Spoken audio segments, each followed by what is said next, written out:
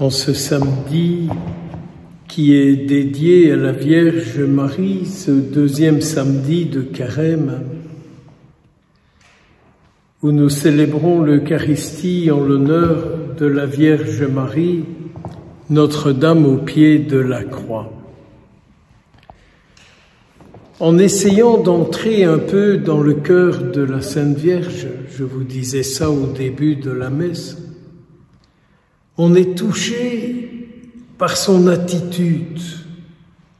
En regardant son Fils, elle comprend le monde.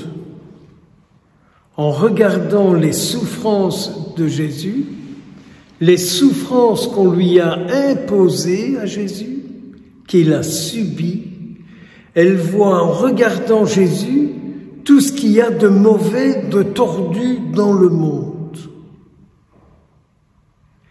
Et en même temps, en regardant Jésus et en écoutant ses dernières paroles,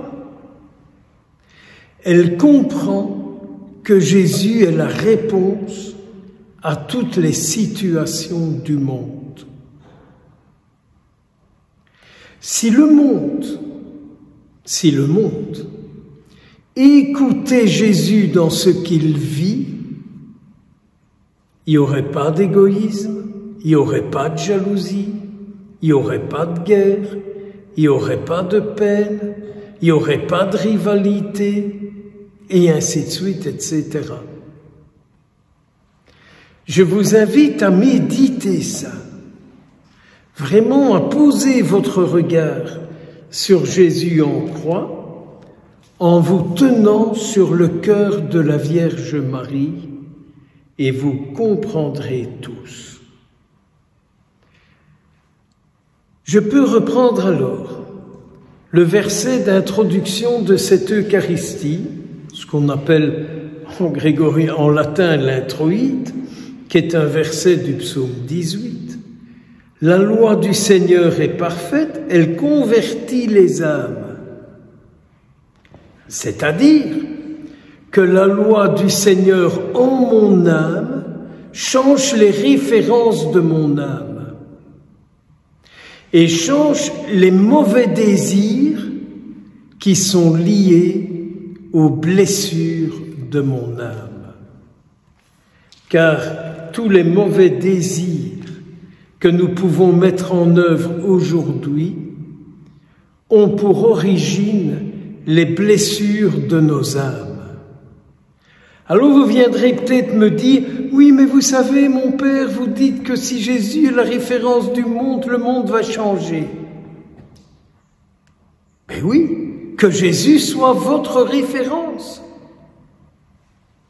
qu'il soit votre vie, et votre vie sera le rayonnement de Jésus.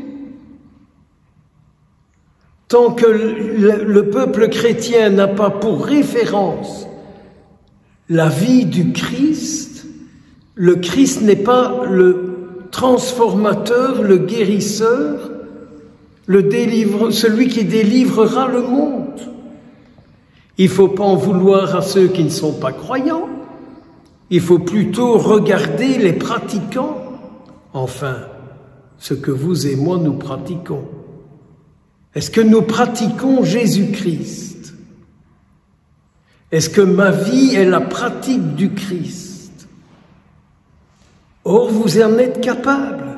Nous en sommes tous capables. J'aimais beaucoup de laisser résonner quelques paroles du Deutéronome.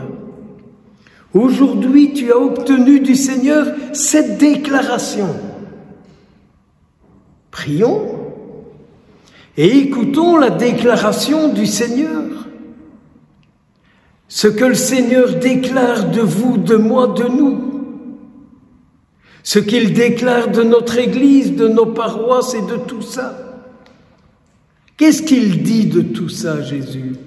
Quelle est la déclaration qu'il donne?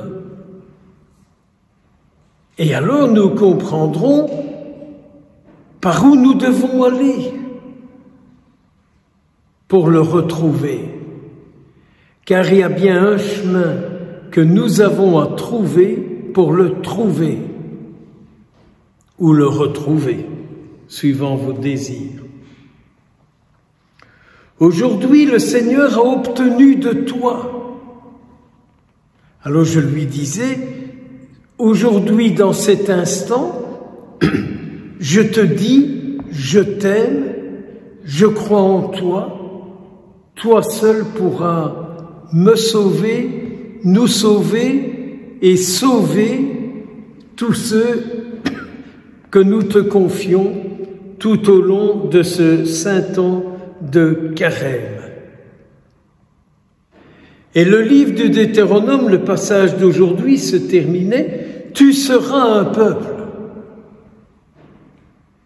À qui suis-je consacré si ma vie n'est pas une consécration au désir de Dieu dans le monde? Si ma vie n'est pas une consécration au désir de Dieu dans le monde, à qui ma vie est-elle consacrée? Aimez vos ennemis et priez pour ceux qui vous persécutent. Qu'est-ce que vous faites avec vos ennemis? Vous continuez à avoir de la rancune? Vous continuez à avoir de la violence? Vous continuez à avoir des désirs de règlement de compte vis-à-vis d'eux? Tout ce temps que nous pouvons passer intérieurement, avoir de la rancune, de la haine, du mécontentement, où on continue de diffuser des paroles sur eux. Mais si tout ce temps-là, on le passait avec Jésus pour eux, quelle transformation! Parce que au lieu de diffuser dans le monde des mauvais esprits sur nos ennemis, sur ceux qui ne nous plaisent pas, sur ceux qui ne nous conviennent pas, au lieu de diffuser tous ces mauvais esprits sur eux dans le monde, en nous mettant avec Jésus pour eux, on diffuserait le bon esprit sur eux, et on peut alors espérer qu'en retour, il y ait des hommes, des femmes qui diffusent le bon esprit sur moi et sur vous. Je vous souhaite ça, que le bon esprit soit diffusé sur vous et sur tous ceux que vous portez dans vos cœurs. Je vous souhaite que plus personne ne dise du mal sur vous, mais qu'en chacun de vous, on reconnaisse le temple de Dieu, celle qui dit oui à Dieu, et que quand on le rencontre, on entend Dieu, on le voit, et il nous montre la vie qu'il attend de nous. Vierge Marie, tu as récolté les dernières paroles de Jésus. Quelle est la parole que Jésus nous donne aujourd'hui? Pour moi, pour nous, pour toutes ces personnes qui sont auprès de Jésus depuis le mercredi des Cendres et que nous gardons jusqu'au dimanche de la résurrection avec lui, afin qu'ils soient les bénéficiaires de la puissance de sa vie. Bénis-les, bénis-nous, au nom du Père et du Fils et du Saint-Esprit.